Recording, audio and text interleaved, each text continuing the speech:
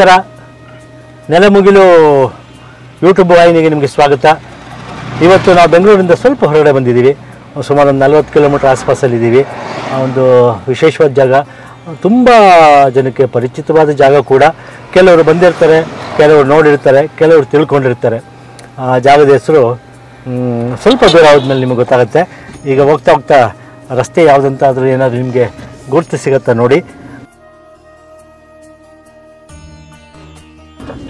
ಗೆಳೆಯರೆ, ಇಲ್ಲಿ ಎಡಗಡೆ ಬಾರ್ಡರ್ ಸೆಕ್ಯೂರಿಟಿ ಫೋರ್ಸ್ ಇದೆ, ಕಾರಹಳ್ಳಿ ಅಂಥೇಳಿ. ನಮ್ಮ ದೇಶ ಕಾಯುವಂತಹ BSF ಪಡೆ, ಅದಕ್ಕೆ ಸಂಬಂಧಪಟ್ಟಿದ್ದು. ಬರಡೆ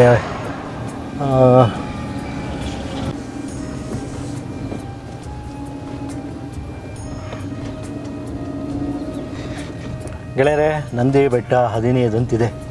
ತುಂಬ ಹಳೆಯ ಮೈಲ್ಸ್ಟೋನ್ ಇದು, ಮೈಲಿಗಲ್ಲು. ಇವಾಗೆಲ್ಲ ಡಿಜಿಟಲ್ ಎಲ್ಲ ಫ್ಲೆಕ್ಸು ನೋಡಿ. 15 ಕಿಲೋಮೀಟ್ರ್ ಮೇಲಿರೋ ಬೆಟ್ಟ ಎಷ್ಟು ಹತ್ತಿರದಲ್ಲಿ ಕಾಣಿಸ್ತಿದೆ. ಕೆಲವೆಲ್ಲ ಡೀಟೇಲ್ಸು ಇಲ್ಲಿಂದನೇ ನೋಡ್ಬೋದು ನೋಡಿ ಗೆಳೆಯರೆ. ನೋಡೋಣ, ಈಗ ಅಲ್ಲಿಗೆ ಹೋಗ್ತಾ ಇದ್ದೀವಿ. ಏನೇನು ನಮ್ಮ ದರ್ಶನ ಭಾಗ್ಯ ಇದೆಯೋ ಎಲ್ಲ ಒಂದಷ್ಟು ನಾವು ವಿಡಿಯೋ ಮಾಡ್ತೀವಿ, ನಿಮಗೂ ಅದನ್ನು ತೋರಿಸ್ತೀವಿ. ನೋಡೋಣ, ದೇವಸ್ಥಾನ ನೋಡಬೇಕು. ಅಲ್ಲಿ ಇನ್ನೊಬ್ಬ ವಿಶೇಷವಾದ ವ್ಯಕ್ತಿಗಳ ಸಂದರ್ಶನ ಮಾಡಬೇಕಾಗಿದೆ. ಅಲ್ಲಿ ಎಡಗಡೆಯಲ್ಲಿ ನಿಮಗೆ ದ್ರಾಕ್ಷಿ ತೋಟ ಕಾಣಿಸ್ತಿದೆ. ಈ ಚಿಕ್ಕಬಳ್ಳಾಪುರ ಜಿಲ್ಲೆಯಲ್ಲಿ ದೇವನಹಳ್ಳಿ ತಾಲೂಕು, ವಿಜಯಪುರ, ಆವತಿ, ಇಲ್ಲೆಲ್ಲ ದ್ರಾಕ್ಷಿ ಬೆಳೆ ತುಂಬ.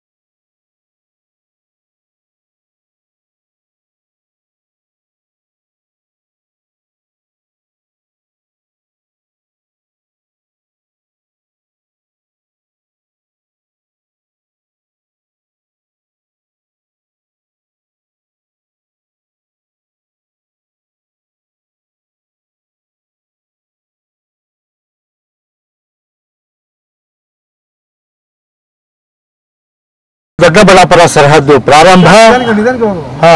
ಚಿಕ್ಕಬಳ್ಳಾಪುರ ಜಿಲ್ಲೆ ಥ್ಯಾಂಕ್ ಯು ಹೇಳ್ತಾ ಇದೆ. ಡ್ರೈವ್ ಸ್ಲೋಲಿ ಅಂತ ಹೇಳ್ತಿದೆ. ಗೆಳೆಯರೆ, ಈಗ ನಂದಿ ಬೆಟ್ಟಕ್ಕೆ 8 ಕಿಲೋಮೀಟರ್ ಅಂತ ತೋರಿಸ್ತಿದೆ.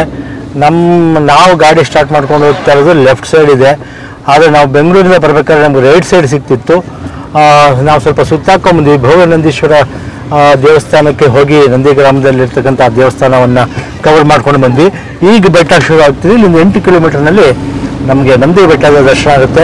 ಸನ್ಸೆಟ್ ಸಿಗತ್ತಾ ನೋಡಬೇಕು. ಹೊರಡ್ತಾ ಇದ್ದೀವಿ, ಬನ್ನಿ ಗೆಳೆಯರೆ, ನೋಡೋಣ. ನಾವು ನೋಡಿದ್ರೆ ನೀವು ನೋಡ್ದಂಗೆ.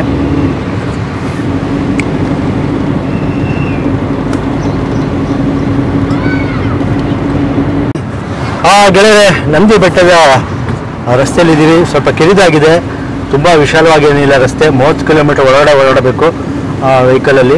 ಇಲ್ಲಿ ಸುಮಾರು ಸಿನಿಮಾಗಳ ಶೂಟಿಂಗ್ ನಡೆದಿದೆ. ರವಿಚಂದ್ರನ್ ಅವ್ರ ಸಿನಿಮಾಗಳನ್ನ ನೀವು ನೋಡಿರ್ತೀರಿ. ತುಂಬ ಫೇವ್ರೇಟ್ ಜಾಗ ನಮ್ಮ ರವಿಚಂದ್ರನ್ ಅವ್ರ, ಕ್ರೇಜಿ ಸ್ಟಾರ್ ಅವ್ರಿಗೆ. ಈಗ ನಮಗೂ ಫೇವ್ರೇಟ್ ಜಾಗ ಆಗಿದೆ. ನಮ್ಮ ಮುಂದೆಗಡೆ ಒಬ್ಬರು ಹೋಗ್ತಾ ಇದ್ದಾರೆ, ನಮಗೆ ದಾರಿ ತೋರಿಸ್ಕೊಂಡು. ನೋಡಿ, ನಾವು 2 ವೀಲರಲ್ಲಿ ಹೋಗ್ತಿದ್ದಾರೆ. ನಾವು ಕಾರಲ್ಲಿ ಅವ್ರನ್ನ ಫಾಲೋ ಮಾಡೋಕ್ಕಾಗ್ತಾಯಿಲ್ಲ, ಅಷ್ಟು ವೇಗದಲ್ಲಿ ಇದ್ದಾರೆ ಅವರು. ಅಂದರೆ ಅವರು ಇದೇ ನಂದಿ ಬೆಟ್ಟದ ಪರಿಸರದಲ್ಲಿರೋರು. ಅವ್ರನ್ನೇ ಈಗ ನಾವು ಭೇಟಿ ಮಾಡೋಕ್ಕೆ ಹೋಗ್ತಾ ಇರೋದು, ಸಂದರ್ಶನ ಮಾಡಲಿಕ್ಕೆ ಹೋಗ್ತಾ ಇರೋದು. ತುಂಬ ವಿಶೇಷ ವ್ಯಕ್ತಿ, ಸರಳ ವ್ಯಕ್ತಿ. ಬನ್ನಿ ಅವ್ರ ಪರಿಚಯ ಮಾಡ್ಕೊಳ್ಳೋಣ. ನೋಡಿ, ನಮ್ಮನ್ನು ಎಷ್ಟು ಹಿಂದೆ ಹಾಕ್ಬಿಟ್ಟು ಹೋಗ್ತಿದ್ದಾರೆ ನೋಡಿ ಅವ್ರು 2 ವೀಲರಲ್ಲಿ. ಹೋಗೋಣ, ಈಗ ಅವ್ರನ್ನೇ ಭೇಟಿ ಮಾಡ್ತಿದ್ದೀವಿ. ಕೆಲವು ನಿಮಿಷಗಳಲ್ಲಿ ಅವ್ರ ಸಂದರ್ಶನ ಮಾಡೋಣ. ಅವ್ರು ಯಾರು ಏನು ಅಂತ ನಿಮ್ಗೆ ಅಲ್ಲಿ ಗೊತ್ತಾಗುತ್ತೆ.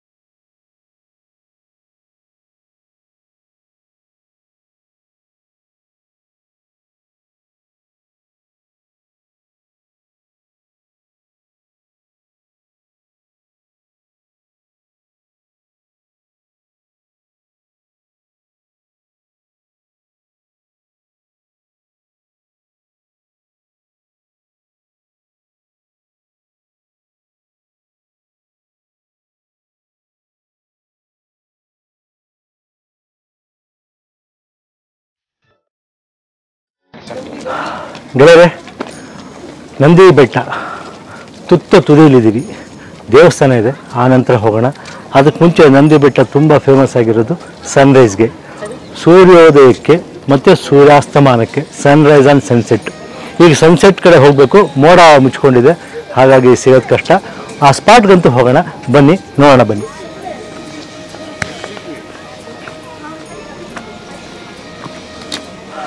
ಇವತ್ತು ವಾರಾಂತ್ಯ.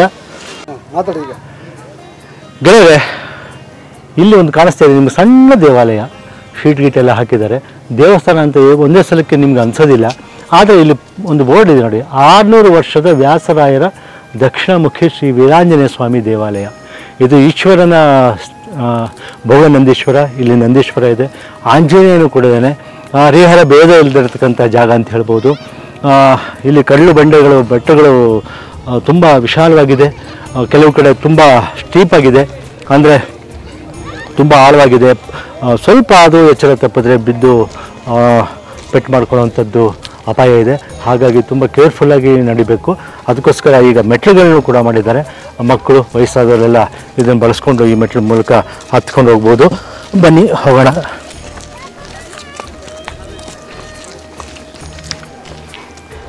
ವಿದ್ಯಾಗಣಪತಿ ದೇವರ ಅದನ್ನು ತೋರಿಸ್ಬಿಡ್ತೀನಿ ನೀರು. ಆಂಜನೇಯ ಸ್ವಾಮಿ ದೇವಸ್ಥಾನ ನೋಡ್ಕೊಂಡು ಬಂದ್ವಿ, ತುಂಬ ಚಿಕ್ಕದಾಗಿದೆ. ಹಾಗಂತೇಳಿ ಅದನ್ನು ಜೀರ್ಣೋದ್ಧಾರ ಮಾಡಿ ಆ ಪ್ರಾಚೀನತೆಯನ್ನು, ಆ ಆ್ಯಂಟಿಕ್ ವ್ಯಾಲ್ಯೂ ಅಂತ ಏನು ಹೇಳ್ತೀವಿ, ಅದನ್ನು ಕಳ್ಕೊಳ್ಳೋಕ್ಕೆ ಯಾರೂ ಇಷ್ಟಪಡಲ್ಲ. ಹಾಗಾಗಿ ಹಾಗೆ ಉಳಿಸ್ಕೊಂಡಿದೆ ಅಂತ ನಾವು ಭಾವಿಸ್ತಿದ್ದೀವಿ. ಅಲ್ಲಿ ಎಡಭಾಗದಲ್ಲಿದೆ.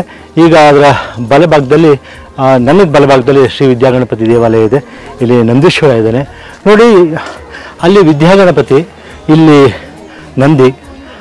ಶಿವನ ದೇವಸ್ಥಾನದಲ್ಲಿ ಎದುರುಗಡೆ ನಂದಿ ಕಾಣುತ್ತೆ, ಆದರೆ ಇಲ್ಲಿ ವಿದ್ಯಾಗಣಪತಿ ದೇವಾಲಯದ ಎದುರುಗಡೆ ನಂದಿ ಇದೆ. ಏನೊಂದು ವಿಸ್ಮಯ ಅನ್ನೋದನ್ನು ನಾವಿಲ್ಲಿ ಒಬ್ಬ ವಿಶೇಷ ಅತಿಥಿ ಇದ್ದಾರೆ ಅಂತ ಹೇಳಿದ್ವಲ್ಲ ನಮ್ಮ ಕಾರ್ಯಕ್ರಮಕ್ಕೆ, ಅವ್ರನ್ನ ಕೇಳಬೇಕಾಗತ್ತೆ. ದಯವಿಟ್ಟು ನಮ್ಮ ಕ್ಯಾಮ್ರಾಮನ್ ನೆನ್ಪು ಮಾಡ್ತಾರೆ ಅಂತ ಅಂದ್ಕೊಂಡಿದ್ದೀನಿ. ಅಲ್ಲಿ ಕೇಳೋಣ ಬನ್ನಿ. ಸರ್, ನನ್ನ ಹೆಸರು ವಿಶ್ವ ಅಂತ ಹೇಳ್ಬಿಟ್ಟು, ನಾನಿಲ್ಲಿ ಟೂರಿಸ್ಟ್ ಗೈಡ್. ನೋಡಿ ಸರ್, ಇದು ಬಂದು ಟಿಪ್ಪು ಡ್ರಾಪ್ ಅಂತ ಹೇಳ್ಬಿಟ್ಟಿದ್ದು. ಇಲ್ಲಿಂದ ಹಿಡಿದು ಕಾರ್ನರ್ ಡೌನ್ವರೆಗೂ ಒಂದು ಕೋಟೆ ಸಿಗುತ್ತೆ, ಅದೆಲ್ಲ ಬಂದು ಎಂಟೈರ್ ಟಿಪ್ಪು ಡ್ರಾಪ್ ಇದು.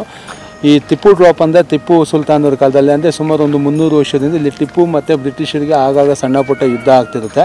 ಆ ಯುದ್ಧದಲ್ಲಿ ತಪ್ಪಿಸ್ಕೊಂಡು ಬೆಟ್ಟದ ಮೇಲೆ ಬಂದಂಥ ವ್ಯಕ್ತಿಗಳನ್ನ 1 ದಿವಸ 2 ದಿವಸ ಇಲ್ಲ ಪನಿಷ್ಮೆಂಟ್ ಕೊಟ್ಟು ಆಮೇಲೆ ತೊಗೊಂಬಂದು ಆ ಕಾರ್ನರಲ್ಲಿ ಕಣ್ಗೊಂದು ಕಪ್ಪು ಬಟ್ಟೆ ಕಟ್ಟಿ ಹಿಂದೆ ಕಟ್ಬಿಟ್ಟು ಇಲ್ಲಿಂದ ಕೆಳಗಡೆ ತಳ್ತಿದಂತೆ ಸರ್. ಅದಕ್ಕೋಸ್ಕರ ಇದನ್ನು ಟಿಪ್ಪು ಡ್ರಾಪ್ ಅಂತ ಕರೀತಾರೆ. ಇದನ್ನು ಗೋರ ಕಂದಕ ಅಂತಲೂ ಕರೀತಾರೆ. ಇದು ಬಂದು ಸಿ ಲೆವೆಲಿಂದ, ಇದು ನಂದಿ ಬೆಟ್ಟ ಬಂದು 4851 ಅಡಿ ಇದೆ, 1479 ಮೀಟರ್ ಇದೆ. ಇದನ್ನು ಏಕಶಿಲೆ ಬೆಟ್ಟ ಅಂತಲೂ ಕರೀತಾರೆ. ಅಂದರೆ ಇದನ್ನು ಮುಂಚೆ ಬಂದು ಪಂಚಗಿರಿಗಳ ಸಾಲು ಅಂತದೆ. ಪಂಚಗಿರಿಗಳು ಅಂತಂದರೆ ನೋಡಿ, ಅದು ದಿಬ್ಬಗಿರಿ ಅಂತ, ಇದು ಬ್ರಹ್ಮಗಿರಿ ಅಂತ, ಇದು ನಂದಿಗಿರಿ ಅಂತ, ಇದರಿಂದ ಹೋದರೆ ಚನ್ನಗಿರಿ ಮತ್ತು ಸ್ಕಂದಗಿರಿ ಅಂತ 5 ಬೆಟ್ಟ ಇದೆ. ಈ 5 ಬೆಟ್ಟನೂ ನಾವು ಸೇರಿ ಇದನ್ನು ಪಂಚಗಿರಿಗಳ ಸಾಲು ಅಂತ ಕರೀತಾರೆ. ಮತ್ತು ಇದು ಬಂದು ಟಿಪ್ಪು ಡ್ರಾಪ್ ಅಂದರೆ ಇದು ಬಂದು 600 ಅಡಿ ಬರುತ್ತೆ. ಇಲ್ಲಿ ಹತ್ತೋದಕ್ಕೆ ಇಳಿಯೋದಕ್ಕೆ ಯಾವುದೇ ಕಾರಣಕ್ಕೂ ಆಗಲ್ಲ. ಹೆವಿ ಕ್ರಿಟಿಕಲ್ ಸ್ಪಾಟ್ ಇದು ಟೈಪ್ ಸಿಗುತ್ತೆ, ಅಂದರೆ ನಮ್ಗೆ ಇಳಿಯೋದಕ್ಕೆ ಹತ್ತೋದಕ್ಕೆ ಯಾವುದೂ ಆಗೋದಿಲ್ಲ. ಮತ್ತು ಇದು ಬಂದು ಯೋಗನಂದೀಶ್ವರ ದೇವಾಲಯ ಅಂತ. ಇದು ಬಂದು ಸುಮಾರು ಒಂದು 950 ವರ್ಷದಿಂದ ರಾಜರಾಜೇಂದ್ರ ಚೋಳರು ಅನ್ನೋರು ಇಲ್ಲಿ ಕಟ್ಟಿರೋಂಥ ದೇವಸ್ಥಾನ ಇದು. ಇದು ಒಳಗಡೆ ಅಂತ ಯೋಗನಂದೀಶ್ವರ ಸ್ಟ್ಯಾಚು ಬಂದು ಕೂಷ್ಮಾಂಡ ಅನ್ನೋ ಒಬ್ಬ ಋಷಿಗಳು ತಪಾಸ್ ಮಾಡಿ ಪ್ರತಿಷ್ಠಾಪನೆ ಮಾಡಿರೋಂಥ ದೇವಸ್ಥಾನ ಅದು.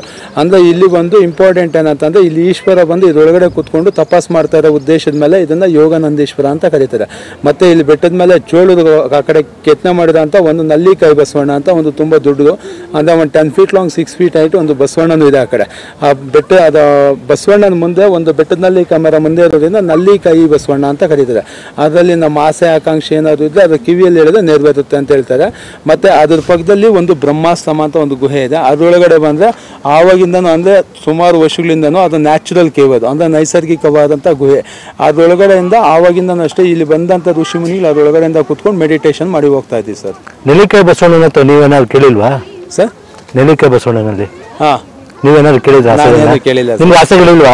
ಏನಿಲ್ಲ ಸರ್, ಭಗವಂತ ಎಲ್ಲ ಎಷ್ಟು ಬೇಕೋ ಅಷ್ಟು ಕೊಟ್ಟಿದ್ದಾನೆ. ಒಳ್ಳೆ ಜಾಗದಲ್ಲಿ ಇದ್ರಿ, ಒಳ್ಳೆ ವಾತಾವರಣ, ಶಿವನ ಸಾನ್ನಿಧ್ಯ, ಇನ್ನೊಂದೇನು ಬೇಕಾಗಿ ಒಳ್ಳೆ ಪರಿಸರ, 100 ಜನ ಪ್ರವಾಸಿಗರು ಎಲ್ಲರಿಗೂ ಒಂಥರ ನೀವು ಮಾರ್ಗದರ್ಶನ ಕೊಡ್ತಿದ್ರಿ. ಇದೆಲ್ಲ ಯಾವ ಊರು, ಯಾವ ಪ್ರದೇಶ? ಕೆರೆಗಳೆಲ್ಲ ಕಾಣಿಸ್ತಿದೆಯಲ್ಲ ಸರ್ ನೋಡಿ. ಇದು ಇಲ್ಲಿ ಈ ರೋಡ್ ಇದೆಯಲ್ಲ ಸ್ಟ್ರೈಟ್, ಇದು ಬಂದು ಬ್ಯಾಂಗ್ಳೂರ್ ಹೋಗುತ್ತೆ ಸರ್. ಇದು ಬೆಂಗಳೂರಿಗೆ ಸೀದಾ ಬ್ಯಾಂಗ್ಳೂರ್ ಹೋಗುತ್ತೆ. ಇದು ಲೆಫ್ಟ್ ಈ ಕಡೆ ಹೋಗುತ್ತಲ್ಲ, ಇದು ಈಶಾ ಫೌಂಡೇಶನ್ ಇತ್ತೀಚೆಗೆ ಓಪನ್ ಆಗಿರೋ ಅಂತದ್ದು ಸದ್ಗುರು ಮೆಡಿಟೇಷನ್ ಸೆಂಟರ್ ಗೊತ್ತಲ್ಲ, ಈಶಾ ಫೌಂಡೇಶನ್ ಅಂತ ಹೇಳ್ಬಿಟ್ಟು ಆ ರೋಡ್ಗೆ ಹೋಗುತ್ತೆ ಇದು. ಪ್ಲಸ್ ಹಾಗೆ ಚಿಕ್ಕಬಳ್ಳಾಪುರ ಟು ಹೈದರಾಬಾದ್ ರೋಡ್ಗೆ ಟಚ್ ಆಗುತ್ತೆ ಈ ಕಡೆ ಹೋದ್ರೆ. ಮತ್ತೆ ಈ ಕಡೆ ಬಂದ್ರೆ ತುಮಕೂರು ಮತ್ತೆ ಆ ಕಡೆ ಹೋಗುತ್ತೆ. ಪ್ಲಸ್ ಫಸ್ಟ್ ಬಂದು ನಮ್ ನಂದಿ ಬೆಟ್ಟಕ್ಕೆ ಬರುತ್ತೆ. ಮತ್ತೆ ಶಾರ್ಟ್ ಕಟ್ ಇದೆಯಲ್ಲ, ಇದು ಬಂದು 1927ರಲ್ಲಿ ಮಹಾತ್ಮ ಗಾಂಧೀಜಿಯವರು ನಂದಿ ಬೆಟ್ಟಕ್ಕೆ ನಡ್ಕೊಂಡ್ ಬಂದಿರೋಂತ ಕಾಲ್ನಡಿಗೆ ದಾರಿ ಇದು. ಫಸ್ಟ್ ಬಂದು ಸುಲ್ತಾನ್ಪೇಟೆ ಕಡೆಯಿಂದ ನಡ್ಕೊಂಡ್ ಬರ್ತಾರೆ. ಸೆಕೆಂಡ್ ಟೈಮ್ ಬಂದಾಗ ನಂದಿ ಬೆಟ್ಟಕ್ಕೆ ಈ ಕಡೆಯಿಂದ ಕೆಳಗಡೆಯಿಂದ ನಡ್ಕೊಂಡು ಬೆಟ್ಟದ ಮೇಲೆ ಬಂದಿರೋಂತ ರಸ್ತೆ ಇದು. ಮತ್ತೆ ಇಲ್ಲಿಂದ ಬಂದ್ರೆ ನೋಡಿ ಅದು ಏರ್ಪೋರ್ಟ್ ಕಾಣುತ್ತೆ ನೋಡಿ ಇಲ್ಲಿಂದ. ಅಂದ್ರೆ ಸ್ವಲ್ಪ ಇವತ್ತು ಸ್ವಲ್ಪ ಫಾಗ್ ಇರೋದ್ರಿಂದ ನಮ್ಗೇನು ಕಾಣೋದಿಲ್ಲ. ಈ ರೋಡ್ ಇದೆಯಲ್ಲ, ಈ ಲೇಕ್ ಇದೆಯಲ್ಲ, ಈ ಲೇಕ್ ಇಂದ ಈ ತರ ಒಂದು ಗುಟ್ಟ ಕಾಣ್ತಿದೆಯಲ್ಲ ಕ್ವಾರಿ ಮಾಡಿರೋದು. ಇಲ್ಲಿಂದ ಆ ಕಾರ್ನರ್ಗೆ ಅದೆಲ್ಲ ಬಂದು ದೇವನಹಳ್ಳಿ ಬ್ಯಾಂಗ್ಳೂರು ಗ್ರಾಮಾಂತರ ಜಿಲ್ಲೆ ಬರುತ್ತೆ. ಇನ್ನು ಈ ಕಡೆ ಬಂದ್ರೆ ಚಿಕ್ಕಬಳ್ಳಾಪುರ ಗ್ರಾಮಾಂತರ ಜಿಲ್ಲೆ, ಚಿಕ್ಕಬಳ್ಳಾಪುರ ಡಿಸ್ಟ್ರಿಕ್ಟ್ ಬರುತ್ತೆ ಸರ್. ಇದೆಲ್ಲ ಇಲ್ಲಿ ಏನು ಬೆಳೆ ಏನು ಆಲ್ಮೋಸ್ಟ್ ಎಲ್ಲ ಜೋಳ, ರಾಗಿ, ಮತ್ತೆ ಗುಲಾಬಿ ಹೂವು, ಚಾಮಂತಿ, ಆ ತರದೆಲ್ಲ ದ್ರಾಕ್ಷಿ, ಆ ತರದೆಲ್ಲ ಬೆಳೀತಾರೆ. ಮಾವಿನ ಹಣ್ಣು ಎಲ್ಲ ಬೆಳೀತಾರೆ ಸರ್. ಈ ಸಲ ಯಾವ್ದು ಕಾಣಿಸ್ತಾ ಇಲ್ಲ ಸರ್. ಇನ್ನು ಉಳ್ಮೆಗೆಲ್ಲ ಸ್ಟಾರ್ಟ್ ಆಗಲ್ಲ ಸರ್. ಇನ್ನು ಇವಾಗ ತೋಟ ಅಂದ್ರೆ ನೀರು ಬೋರ್ ವ್ಯವಸ್ಥೆ ಇರೋ ಅಂತವ್ರು ಸಣ್ಣ ಪುಟ್ಟ ತೋಟಗಳು ಮಾಡ್ಕೊಂತಾರೆ. ಸ್ವಲ್ಪ ಜಾಸ್ತಿ ಇದಾವೆ ಇಲ್ಲಿ ಸರ್. ಈ ಕಡೆ ಇದೊಂದೇ ಕೆರೆ ಇರೋದು. ಮತ್ತೆ ನಾವ್ ಈ ಕಡೆ ಹೋದ್ರೆ ತುಂಬಾ ಕೆರೆಗಳು ಕಾಣುತ್ತೆ. ದೊಡ್ಡಬಳ್ಳಾಪುರ ಗ್ರಾಮಾಂತರ ಕಡೆ ಹೋದ್ರೆ, ಈ ಕಡೆ ಚಿಕ್ಕಬಳ್ಳಾಪುರ ಕಡೆ ಹೋದ್ರೆ ಕಂದವಾರ ಕೆರೆ ಇದೆ. ಮತ್ತೆ ಆ ಕಡೆ ಇನ್ನು ಬೇಜಾನ್ ಇದೆ. ಆ ಕೆರೆ ಅದಕ್ಕೆ ಹೆಸರು ಅದು ಬಂದು ಆವತಿ ಕೆರೆ ಅಂತಾರೆ ಸರ್. ಅದನ್ನ ವಿಜಯಪುರ ಆವತಿನ. ವಿಜಯಪುರ ಆವತಿ ಬಂದು ಇಲ್ಲಿ ಅಲ್ಲಿಂದ ಮತ್ತೆ ಇನ್ನು 20 ಕಿಲೋಮೀಟರ್ ಹೋಗ್ಬೇಕು ವಿಜಯಪುರಕ್ಕೆ. ಅದು ಬಂದು ಆವತಿ ಕೆರೆ. ಅದು ತುಂಬಾ ದೊಡ್ಡದು. ಅದು ಹೌದು ಸರ್, ದೊಡ್ಡದೆ ಸರ್. ಅದೊಂದು 200 ಎಕರೆಗೆ ಇರುತ್ತೆ ಸರ್ ಮ್ಯಾಕ್ಸಿಮಮ್. ಅದ್ರಲ್ಲಿ ನೀರು ಎನಿ ಟೈಮ್ ನೀರಿರುತ್ತೆ. ಇದು ಒಂದು ಕುಡುವತಿ ಅಂತ ಗ್ರಾಮ. ಇದು ನೋಡಿ, ಇದೇ ಲಾಸ್ಟ್ ಚಿಕ್ಕಬಳ್ಳಾಪುರ ಡಿಸ್ಟ್ರಿಕ್ಟ್ ಇದೇ ಗ್ರಾಮನೇ ಲಾಸ್ಟ್. ಈ ಲಾಸ್ಟ್ ಈ ಹಳ್ಳಿ ಬಿಟ್ಟಾದ್ಮೇಲೆ ಮತ್ತೆ ನೋಡಿ ಈ ಗುಟ್ಟ ಇದೆಯಲ್ಲ, ಈ ಗುಟ್ಟ ನೋಡಿದಂಗೆ ಈ ಕಡೆಯಿಂದ ಈ ತರ ಚಿಕ್ಕಬಳ್ಳಾಪುರ ಡಿಸ್ಟ್ರಿಕ್ಟ್. ಮತ್ತೆ ಆ ಗ್ರಾಮ ಇದೆಯಲ್ಲ, ಅದು ಒಂದ್ ಲೈಟ್ ಇದೆಯಲ್ಲ, ಅದು ಬಂದು ಬೆಂಗಳೂರು ಗ್ರಾಮಾಂತರಕ್ಕೆ ಹೋಗುತ್ತೆ. ದೇವನಹಳ್ಳಿ ಗ್ರಾಮಾಂತರ ಕಡೆ ಬರುತ್ತೆ. ಅಲ್ಲಿ ದೀಪ ಹಚ್ಚಿಟ್ಟಂಗೆ ಚೌಕದಲ್ಲಿ ಇದೆಯಾ ನೋಡ್ರಿ, ಸ್ಕ್ವೇರ್ ಆಗಿ. ಏನದು ಸರ್? ಇದು ಸೂರ್ಯಕಾಂತಿ ಹೂವು ಸರ್. ಒಂದು ಲೈಟಿಂಗ್ಸ್ ಇದು ಮಾಡ್ತಾರೆ. ಅಂದ್ರೆ ಯಾವ ಕ್ರಿಮಿಕೀಟಗಳು ಬರ್ದಾಗಿರ್ಲಿ ಅಂತ ಹೇಳ್ಬಿಟ್ಟು ಒಂದು ಲೈಟಿಂಗ್ಸ್ ಇದು ಮಾಡ್ತಾರೆ ಅದಕ್ಕೆ. ಅಗ್ರಿಕಲ್ಚರ್. ಓಕೆ, ಇಷ್ಟು ಮಟ್ಟಿಗೆ ಬೆಳೆದಿದೆ ಕೃಷಿ. ಹೌದು ಸರ್. ಓಕೆ, ಇಲ್ಲಿ ಪ್ರವಾಸಿಗರು 365 ದಿವಸನೂ ಬರ್ಬೋದು. ಹೌದು ಸರ್, ಬರ್ಬೋದು ಸರ್. ಬೆಳಗ್ಗೆ ಸಮಯ ಇದೆಯಾ? ಬೆಳಗ್ಗೆ 6ರಿಂದ ಸಂಜೆ 6ವರೆಗೂ ಇದೆ ಸರ್. ಆ ನಂತರದಲ್ಲಿ ಇಲ್ಲ ಸರ್. ಆನ್ಲೈನ್ ಬುಕಿಂಗ್ ಇದೆ ಸರ್. ಎಲ್ಲ KSTDC ಇದೆಲ್ಲ ಆನ್ಲೈನ್ ಬುಕಿಂಗ್ ಇದೆ. ತುಂಬಾ ರೂಮ್ಸ್ ಗಳಿದೆಯಾ ಅಥವಾ ಈಗ ಸಿಗ್ಲಿಲ್ಲ ಅಂದ್ರೆ ಕಾಡ ಹೋಗ್ಬೇಕಾದ್ರೆ? ಇಲ್ಲ ಸರ್, ಇದೆ ಸರ್, ರೂಮ್ಸ್ ಏನೋ ಇದೆ. ಬಟ್ ಆನ್ಲೈನ್ ಬುಕಿಂಗ್ ಎಲ್ಲ ನಾವೆಲ್ಲ ಆನ್ಲೈನ್ ಅಲ್ಲೇ ಬುಕ್ ಮಾಡ್ಕೊಂಡ್ರೆ ನಾವ್ ಇಲ್ಲಿ ಸ್ಟೇ ಆಗ್ಬೋದು. ಆಮೇಲೆ ಇಲ್ಲಿ ಸ್ಟೇ ಇದ್ರೆ ನಾವು ನೈಟ್ ವಾಕಬಲ್ ಇಲ್ಲ. ಓನ್ಲಿ 6ರಿಂದ 6 ಬೆಳಿಗ್ಗೆ ಸನ್ರೈಸ್ ನೋಡೋದಕ್ಕೆ, ಈವ್ನಿಂಗ್ ಸನ್ಸೆಟ್ ನೋಡೋದಕ್ಕೆ ಆ ತರ ಬಂದು ಹೋಗ್ಬೋದು. ಅಷ್ಟು ಬಿಟ್ರೆ ಇನ್ನೇನಿಲ್ಲ ಸರ್. ಊಟಕ್ಕೆಲ್ಲ ಹೋಟ್ಲ್ ಇದೆ, ಮಯೂರ ಹೋಟೆಲ್ ಸರ್. ಅಲ್ವಾ? ಒಂದು ಕ್ಷಣದ ಖುಷಿಗೆ ಸರ್ ಕಾರ್ನರ್ ಇದೆಯಲ್ಲ ಮರಗಳು, ಆ 2 ಮರದ ಮಧ್ಯೆ ಇರೋದೇ ಟಿಪ್ಪು ಡ್ರಾಪ್. ಸರ್ವವ್ಯಾಯ ನಮಃ ತ್ರಯ್ಯಮೂರ್ತೆ ನಮೋ ಮನೇಶ್ವರಾಯ ನಮೋ ಸರ್ವಸೂರ್ಯಾದಿಲೋಚನಾಯ ನಮಃ ಹವಿಷೇ ನಮೋ ಯಜ್ಞಮಯಾಯ ನಮೋ ಸೋಮಾಯ ನಮಃ ಪಂಚವಕ್ರಾಯ ನಮೋ ಸದಾಶಿವಾಯ ನಮೋ ವಿಶ್ವೇಶ್ವರಾಯ ನಮೋ ವೀರಭದ್ರಾಯ ನಮಃ ಗಣನಾಥಾಯ ನಮೋ ಪ್ರಜಾಪತಿ ನಮೋ ಗಣೇಶೇ ನಮೋ ದುರ್ಧರ್ಷಾಯ ನಮಃ ಗಿರಿಶಾಯ ನಮೋ ಗಿರೀಶಾಯ ನಮೋ ಮನಯಾಯ ನಮಃ भुजंगभूषणाय नमः वर्गाय नमः गिरंजने नमः गिरिप्रियाय नमः कृत्यवासे नमः प्राराते नमः भगवते नमः प्रमदाधिपाय नमः मृत्युंजयाय नमः सुष्णे नमः सेनकाय नमः चारविक्रमाय नमः रुद्राय नमः बुद्धे नमः स्तरवे नमः महाबुद्ध्याय नमः दिगंबराय नमः अष्टमूर्ते नमः मुनेकात्मने नमः सात्विकाय नमः शुद्ध विग्रहाय नमः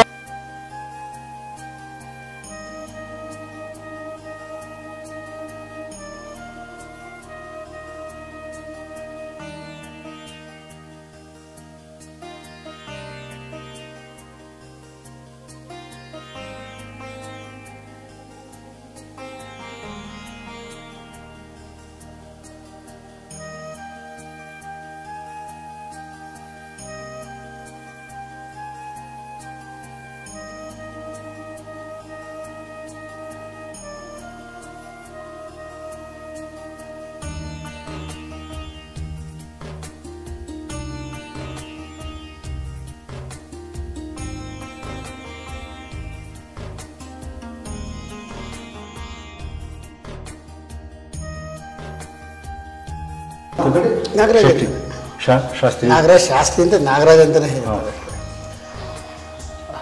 ಗೆಳೆಯರೇ, ವೀಕ್ಷಕ ಬಂಧುಗಳೇ, ಇವತ್ತು ನಮ್ಮ ನೆಲಮುಗಿಲು ಯೂಟ್ಯೂಬ್ ವಾಹಿನಿಯ ಪ್ರಾರಂಭೋತ್ಸವವನ್ನು ಪಾವಗಡ ಪ್ರಕಾಶ್ ರಾವ್ ಅವರು ಆಧ್ಯಾತ್ಮಿಕ ಚಿಂತಕರು, ವಾಗ್ಮಿಗಳು, ಉಪನ್ಯಾಸಕರು. ಅವರು ಮೊದಲನೇ ವಿಡಿಯೋ ಮಾಡೋದ್ರ ಮೂಲಕ ನಾಂದಿ ಹಾಡಿದ್ರು. ಆನಂತರ ನಾನು ನನ್ನ ಇಷ್ಟದೈವ ಶಿವ, ಮತ್ತು ನನಗೆ ಒಂದು ಸುಮಾರು 20 ವರ್ಷಗಳ ಹಿಂದಿನ ಪರಿಚಯ ನಾಗರಾಜ್ ಅವರು. ಇಲ್ಲಿ ನಂದಿ ಬೆಟ್ಟದ ಶಿವನ ದೇವಾಲಯದ ಪ್ರಧಾನ ಅರ್ಚಕರು. ಇವಳ ಮಗಳು ಕಾವ್ಯಶ್ರೀ ಅಂತೇಳಿ ಕಥಕ್ ಮತ್ತು ಭರತನಾಟ್ಯ ಕಲಾವಿದೆ. ಈಕೆ ನಾವು ಡಿ ಡಿ ದೂರದರ್ಶನದಲ್ಲಿ ಚಂದನ ವಾಹಿನಿಯಲ್ಲಿ ಮೊದಲನೇ ಕಾರ್ಯಕ್ರಮ ಮಾಡಿಕೊಟ್ಟೆ. ಖುಷಿಯಾಯಿತು. ತುಂಬ ಚೆನ್ನಾಗಿ ಆಕೆ ತಮ್ಮ ನೃತ್ಯ ಪ್ರದರ್ಶನ ಮಾಡ್ತಿರ್ತಾರೆ. ಈಗ ಪ್ರೆಸೆಂಟ್ ಕೆನಡಾದಲ್ಲಿ ವಾಸ ಮಾಡ್ತಿದ್ದಾರೆ. ಈಗ ಬಂದಿದ್ದಾರೆ. ಇಲ್ಲೂ ಕೂಡ ಅವರ ಶಿಷ್ಯವರ್ಗ ಇದೆ, ಕಾವ್ಯಶ್ರೀ ಅಂಥೇಳಿ. ಅವರ ಕಾರ್ಯಕ್ರಮಗಳನ್ನ ಮುಂದೆ ವಿಡಿಯೋ ಕಾರ್ಯಕ್ರಮಗಳನ್ನ ಮಾಡೋಣ. ಅದಕ್ಕಿಂತ ಮುಂಚೆಯಾಗಿ ಅವರ ಜನಕರು ನಮ್ಮ ಶಿವನ ಪೂಜೆಯನ್ನು ತುಂಬ ಭಾವಪೂರ್ಣವಾಗಿ, ಭಕ್ತಿಪೂರ್ಣವಾಗಿ ನಡೆಸ್ಕೊಟ್ರು. ನಾನಂತೂ ಮಂತ್ರಮುಗ್ಧನಾಗಿದ್ದೆ.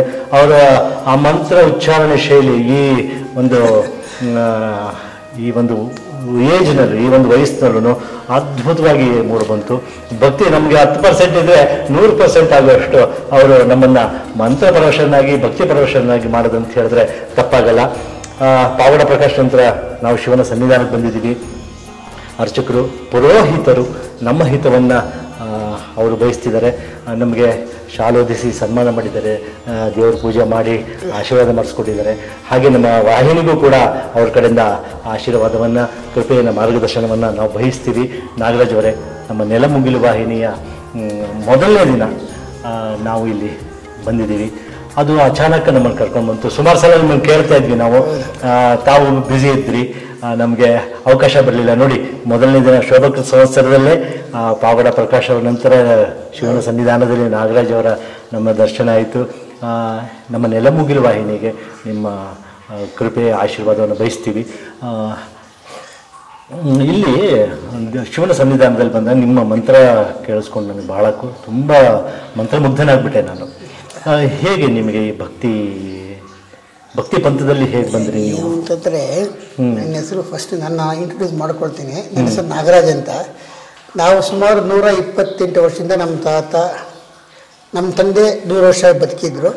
100 ವರ್ಷ ಆದಮೇಲೆ 3ನೇ ದಿನಕ್ಕೆ ತೀರ್ಕೊಂಡ್ರು. ಅವ್ರು 96 ಏಜ್ನಲ್ಲಿ ಅವರು ಸರ್ವಿಸ್ ಮಾಡಿದ್ರು. ಇಲ್ಲಿದ್ದರು ಮತ್ತು ನಂದಿ ಗ್ರಾಮದಲ್ಲಿ ಹೆಡ್ ಚಿಕ್ಕ ಇದು ಮಾಡಿದ್ರು. ನಾನು ಇಲ್ಲಿ 85ನಲ್ಲಿ HAL ಕೆಲಸ ಮಾಡ್ತಾಯಿದ್ದೆ. HAL 81 ಬಿಟ್ಟು ಬಂದ ಮೇಲೆ ಇಲ್ಲಿ ನಮ್ಮ ಈ ದೇವಸ್ಥಾನಕ್ಕೆ ನಾನು ಅರ್ಚಕನಾಗಿ ಸೇರಿಕೊಂಡೆ. ನಂತರ ಪ್ರಧಾನ ಅರ್ಚಕನಾಗಿದ್ದೀನಿ. ನಮ್ಮ ಅಂದರೆ 3 ತಲೆಮಾರಿಂದ ನಾವು ಮಾಡಿದ್ದೀವಿ. ಇದು ನನ್ನಿದು. ಮತ್ತು ನಾನು ಈ ಮರದ ಗಿಡದ ಬೇರುಗಳಿಂದ ಕಲಾಕೃತಿಗಳನ್ನು ಮಾಡ್ತೀನಿ. ಕಾಯಿನ್ಸು, ನೋಟ್ಸು ಎಲ್ಲ ಕಲೆಕ್ಷನ್ಸ್ ಮಾಡ್ತೀನಿ. ನನಗೆ ಸುಮಾರು ಒಂದು 339 ಪ್ರಶಸ್ತಿ ಬಂದಿದೆ. ಒಂದು 49 ಸ್ಟೇಟ್ ಅವಾರ್ಡ್ ಬಂದಿದೆ. ಒಂದು 12 ಇಂಟರ್ನ್ಯಾಷನಲ್ ಅವಾರ್ಡ್ ಬಂದಿದೆ. 4 ಇಂಟರ್ನ್ಯಾಷನಲ್ ಅವಾರ್ಡ್ ಬಂದಿದೆ. 12 ನ್ಯಾಷನಲ್ ಅವಾರ್ಡ್ಸ್ ಬಂದಿದೆ. ಡಾಕ್ಟರೇಟ್ ಎಲ್ಲ ಸಿಕ್ಕಿದೆ. ನಿಮ್ಮ ನಾಣ್ಯದ ಸಂಗ್ರಹದ ಹವ್ಯಾಸ ನನಗೆ ಒಂದು 20 ವರ್ಷಗಳಿಂದನೇ ಗೊತ್ತಿದೆ. ಆಮೇಲೆ ಮರದ ಬಟ್ಟೆಗಳಲ್ಲಿ ನೀವು ಕಲಾಕೃತಿಗಳನ್ನ ನಾವೇ ಫಸ್ಟ್ ಮಾಡಿರೋದು. ಹಾಗಾಗಿ ನನ್ನ ಈ ಸಂಜೆ ಪತ್ರಿಕೆಯಲ್ಲಿ ನಿಮ್ಮ ಒಂದು ವರದಿಯನ್ನ, ನಿಮ್ಮ ಒಂದು ಲೇಖನವನ್ನ, ನಿಮ್ಮೊಂದು ಸಂದರ್ಶನ ನಾನು ಮಾಡಿದ್ದೆ. ಇವತ್ತಿಗೂ ಅದು ನನಗೆ ನೆನಪಲ್ಲಿ ಉಳಿದಿದೆ. ಮುಂದಿನ ದಿನಗಳ ಖಂಡಿತವಾಗಿ ನಮ್ಮ ವಿಡಿಯೋದಲ್ಲೂ ಕೂಡ ನಮ್ಮ ಒಂದು ಕಾರ್ಯಕ್ರಮ ಮಾಡೋಣ ನಮ್ಮ ನೆಲಮುಗಿಲು ವಾಹಿನಿಯಲ್ಲಿ. ಈಗ ಇಲ್ಲಿ ಶಿವನ ಈ ಸನ್ನಿಧಾನ ಇದೆಯಲ್ಲ, ಈ ನಂದಿ ಬೆಟ್ಟದ ಮೇಲೆ ಶಿವನ ಸನ್ನಿಧಾನ ಹೇಗಾಯಿತು? ಇದು ಹೇಗೆ ಅಂತಂದರೆ, ಒಂದು ಬ್ರಹ್ಮಾಂಡ ಪುರಾಣದಲ್ಲಿ ಒಂದು ಉಲ್ಲೇಖ ಇದೆ. ಹೇಗೆ ಅಂತಂದರೆ, ಇಲ್ಲಿ ಈ ಈಶ್ವರನಿಗೆ ಯೋಗಾನಂದೀಶ್ವರ ಅಂತ ಹೇಳ್ತಾರೆ. ಈ ಈಶ್ವರ ಹೇಗೆ ಅಂತಂದರೆ ಎಲ್ಲೂ ಇಲ್ಲ, ನೀವು ನೋಡಿರಲ್ಲ. ನೀವು ಕೃಷ್ಣಶಿಲೆ ನೋಡಿರ್ತೀರ, ಈ ರೋಸ್ ಕಲರ್ ನೋಡಿರ್ತೀರ. ಇಲ್ಲಿ ಹಾಗಲ್ಲ, ತೆಂಗಿನಕಾಯಿ ಹನಿ ಕಲರ್ ಇದು. ಕೂಷ್ಮಾಂಡ ಮತ್ತು ಶೌನಕ ಋಷಿಗಳು ಸುಮಾರು ಒಂದು 3,500 ವರ್ಷದ ಹಿಂದೆ ನರ್ಮದಾ ನದಿಯಿಂದ ತಂದು ಇಲ್ಲಿ ಪ್ರತಿಷ್ಠಾಪನೆ ಮಾಡಿದ್ರೆ ಹಾಗೆ ಆಗಿದೆ. ಇದು ಒಂದು ಉಲ್ಲೇಖ. ಬಟ್ ಏನಪ್ಪ ಅಂತಂದರೆ, ಇಲ್ಲಿ ಬ್ರಹ್ಮಾಂಡ ಪುರಾಣದ ಏನು ಉಲ್ಲೇಖ ಆಗಿದೆ ಅಂತಂದರೆ, ಶಿವನಷ್ಟೇ ತೇಜಸ್ಸುಳ್ಳವನು ನಂದಿ. ಅವಾಗ ನಂದಿ ಮುಖ ಬಂದಿರಲಿಲ್ಲ. ನೋಡಿ, ಹಿಂದೆ ನೋಡಿರ್ತೀರ.